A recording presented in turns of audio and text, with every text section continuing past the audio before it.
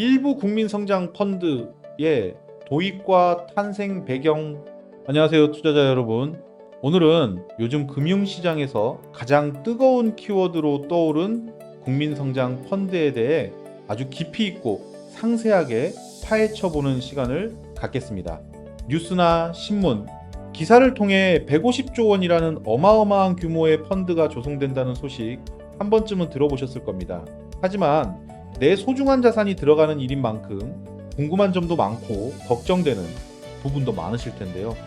특히 온라인에서 가장 많이 올라오는 질문 10가지를 선정해서 오늘 한 번에 완벽하게 정리해 드리겠습니다. 먼저 이 펀드가 정확히 무엇인지 그 뿌리부터 이해할 필요가 있습니다. 국민성장 펀드는 2025년 9월에 공식 발표되었으며 향후 5년간 총 150조 원 규모로 운용될 예정인 대한민국 정부 주도의 초대형 정책 투자 펀드입니다. 정부와 민간 금융기관이 손을 잡고 우리나라의 미래를 책임질 핵심 전략 산업에 집중적으로 투자하기 위해 만든 정책 금융의 결정체라고 보시면 됩니다. 인공지능과 반도체, 그리고 바이오와 2차 전지 수소, 미래차, 방산 로봇 같은 분야는 이제 단순히 기업의 성장을 넘어 국가의 생존이 걸린 핵심 기술이 되었습니다. 이런 곳에 대규모 자금을 수혈해서 우리나라 기업들이 세계 무대에서 초격차 경쟁력을 유지하도록 돕는 것이 이 펀드의 근본적인 목적입니다. 전체 150조 원 중 절반인 75조 원은 정부가 직접 조달하고 나머지 75조 원은 민간과 연기금 자금으로 채워집니다. 그런데 이번 펀드가 과거와 다른 결정적인 차이점이 있습니다. 바로 일반 국민도 직접 참여할 수 있는 국민 참여형 펀드 트랙이 새로 생겼다는 점입니다. 공모 펀드 형태로 약 6천억 원 규모를 일반 투자자에게 개방하는데, 이는 첨단 산업 성장의 열매를 소수 자산가가 아닌 국민 모두가 함께 나누자는 취지입니다. 여러분이 낸 소중한 투자금이 대한민국 미래 산업의 마중물이 되고 그 기업들이 성장해서 수익을 내면 다시 여러분의 계좌로 수익금이 돌아가는 선순환 구조를 만들겠다는 것입니다. 자, 그럼 이제 여러분이 가장 궁금해하시는 질문 1위부터 본격적으로 시작해 보겠습니다. 2부 원금 보장과 손실, 방어 구조의 진실. 가장 압도적인 질문 1위는 역시 이것입니다. 원금 보장되나요? 손실이 나면 어떻게 되나요? 단도직입적으로 말씀드리면 국민성장 펀드는 법적으로 원금을 100% 보장하는 상품은 아닙니다. 우리가 흔히 아는 예금자 보호법은 은행의 예적금에만 적용되는 개념이기 때문입니다. 하지만 국민성장 펀드에는 이 원금 손실의 공포를 획기적으로 줄여줄 아주 이 특별한 장치가 숨어 있습니다. 바로 정부 자금이 후순위로 참여하는 손실 우선 분담 구조입니다. 이것을 쉽게 설명하자면 투자의 결과로 손실이 발생했을 때 일반 국민들의 돈이 깎이기 전에 정부와 정책 금융 기관이 먼저 자기들의 자금으로 그 손실을 흡수해 주겠다는 뜻입니다. 이번 펀드 구조를 보면 투자자 손실이 마이너스 20%까지 발생하더라도 정부가 그 손실을 먼저 부담합니다. 즉, 수익률이 마이너스 20%까지 빠지더라도 여러분의 원금은 단 1원도 줄어들지 않고 고스란히 보존될 수 있도록 설계된 겁니다. 이런 구조가 나온 배경에는 과거에 뼈아픈 반성이 있습니다. 2021년에 출시되었던 뉴딜 펀드는 이런 강력한 손실 방어 장치 없이 세제 혜택에만 집중해 졌습니다. 그 결과 일부 펀드에서 6% 정도의 손실이 나면서 투자자들의 실망을 사기도 했죠. 이번 국민성장 펀드는 그때의 경험을 바탕으로 구조를 대폭 개선했습니다. 물론 20%를 넘어서는 아주 극단적인 경제 위기나 폭락장이 온다면 투자자 책임이 생길 수 있다는 점은 반드시 염두에 두어야 합니다. 하지만 국가가 하방을 이 정도로 든든하게 막아주는 상품은 흔치 않다는 점이 큰 매력입니다. 3부 가입 시기와 절차, 그리고 투자 대상, 질문 3위는 언제 어디서 가입할 수 있나요? 입니다. 많은 분이 지금 당장 은행으로 달려가야 하는지 궁금해 하시는데요. 국민참여형 국민성장펀드는 2026년 6월에서 7월 사이에 정식 출시될 예정입니다. 금융위원회가 2026년 3월 중에 구체적인 상품 구조를 확정해서 발표할 계획이므로 지금 이 시점은 투자를 위한 공부와 준비 단계라고 보시면 됩니다.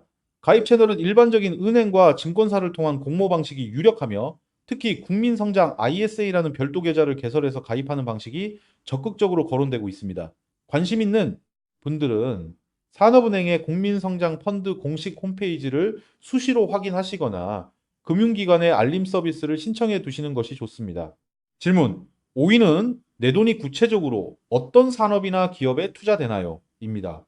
정부가 선정한 10대 첨단 전략 산업이 그 대상입니다. 인공지능 반도체, 바이오, 2차전지 디스플레이, 수소, 미래차, 방산 로봇이 핵심입니다.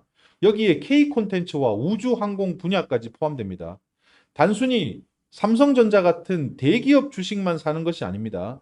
대기업은 물론이고 세계적인 기술력을 보유했지만 자금이 부족한 유망 중소기업 그리고 유니콘 기업으로 성장할 잠재력이 있는 스타트업까지 폭넓게 포함됩니다. 특히 자금의 40% 이상을 지역산업 활성화에 배분한다는 원칙이 있어 국가 균형 발전에도 기여하게 됩니다. 여러분의 투자가 곧 대한민국의 미래 경쟁력이 되는 셈입니다. 이 사부 파격적인 세제 혜택과 소득 공제 계산법. 질문 4위는 세금 혜택이 정말 어마어마하다던데 얼마나 받을 수 있나요? 입니다. 이번 펀드의 가장 강력한 무기가 바로 이 세제 혜택입니다. 크게 두 가지 혜택이 동시에 주어지는 이중 혜택 구조입니다. 첫 번째는 강력한 소득 공제입니다. 3년 이상 펀드를 보유하면 투자 금액에 따라 최대 40%까지 소득 공제를 받습니다. 구간별로 보면 3천만 원 이하 구간은 40%, 3천만 원에서 5천만 원 구간은 20%, 5천만 원에서 7천만 원 구간은 10%가 적용됩니다. 납입 한도는 총 2억 원까지입니다. 이해를 돕기 위해 실제 예시를 들어보겠습니다. 연봉 7,500만 원을 받는 직장인이 3,500만 원을 국민성장펀드에 투자했다고 가정해 봅시다. 이 경우 연말정산을 통해 약 343만 원의 세금을 환급받을 수 있습니다. 투자 수익과 별개로 이미 세금에서 큰 수익을 확정짓고 들어가는 셈입니다. 두 번째는 배당 소득 분리 과세입니다. 펀드에서 수익이 났을 때 일반적인 이자나 배당 소득세율은 15.4%입니다. 하지만 이 펀드는 9%라는 매우 낮은 세율만 적용합니다. 만약 2억 원을 투자해서 1천만 원의 배당, 수익을 얻었다면 세금이 99만 원밖에 되지 않습니다. 넣을 때 소득공제로 돌려받고 수익을 받을 때 세금을 덜 내는 환상적인 조합입니다. 오부 투자 한도와 최소 금액, 그리고 안전성 논란. 질문 6위는 얼마부터 투자할 수 있고 한도는 어떻게 되나요? 입니다. 정확한 최소 투자 금액은 상품 출시 시점에 운용사가 선정된 후 최종 확정되겠지만 이전의 사례를 비추어 볼 때 소액으로도 충분히 참여 가능한 공모 구조가 될 것입니다.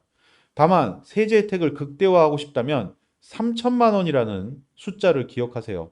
이 구간까지 공제율이 40%로 가장 높기 때문입니다. 전체적인 납입 한도는 2억 원이며 소득 공제와 분리 과세 모두 이 2억 원 한도 내에서 적용됩니다. 질문 7위는 정부 펀드니까 무조건 안전하다고 믿어도 될까요? 입니다. 이 부분에 대해서는 냉정하게 말씀드려야 할 것 같습니다. 정부가 주도한다고 해서 무조건 높은 수익이 보장되는 것은 아닙니다.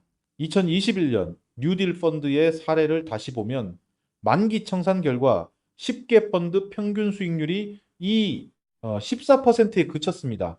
은행 예금보다 못한 성적을 낸 펀드도 있었고 심지어 손실을 기록한 곳도 있었습니다. 이번 국민성장 펀드는 그런 실패를 반복하지 않기 위해 AI와 반도체 같은 고성장 산업에 집중하고 정부의 후순위 참여로 손실 방어력을 높였습니다. 하지만 결국 어떤 기업을 골라 어떻게 운용하느냐가 본질입니다. 세금 혜택만 보고 덜컥 가입하기보다는 운용사의 역량과 투자 포트폴리오를 꼼꼼히 따져보는 지혜가 필요합니다. 6부 의무 보유 기간과 수익률 전망. 질문 8위는 의무 보유 기간이 있나요? 중도 환매가 가능한가요? 입니다. 세제 혜택을 온전히 받기 위해서는 3년 이상 보유가 필수 조건입니다. 만약 3년이 지나기 전에 돈을 빼버리면 소득공제 받았던 금액을 다시 뱉어내야 하거나 혜택이 대폭 줄어들 수 있습니다. 특히 초장기 기술 투자 펀드 옵션을 선택하신다면 10년 이상 장기 투자를 전제로 해야 합니다. 따라서 국민성장 펀드는 당장 내년에 써야 할 결혼자금이나 전세 보금자리 자금이 아니라 3년에서 5년 이상 묵혀둘 수 있는 여유 자금으로 접근하는 것이 정답입니다. 질문 9위는 수익률은 어느 정도 기대할 수 있나요? 입니다. 공식적으로 확정된 목표 수익률은 없지만 시장 전문가들은 연평균 5에서 8% 수준을 기대치로 보고 있습니다.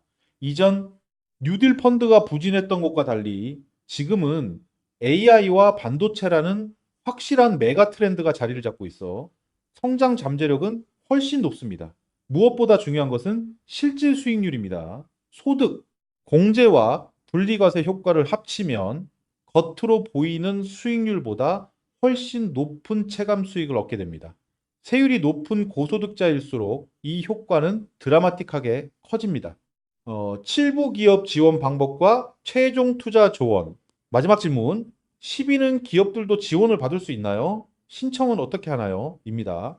국민성장펀드는 일반 투자자뿐만 아니라 기술력 있는 기업들에게도 기회의 장입니다. 지원을 원하는 기업은 금융위원회, 산하, 국민성장펀드 추진단과 산업은행에 연중 수시로 신청할 수 있습니다.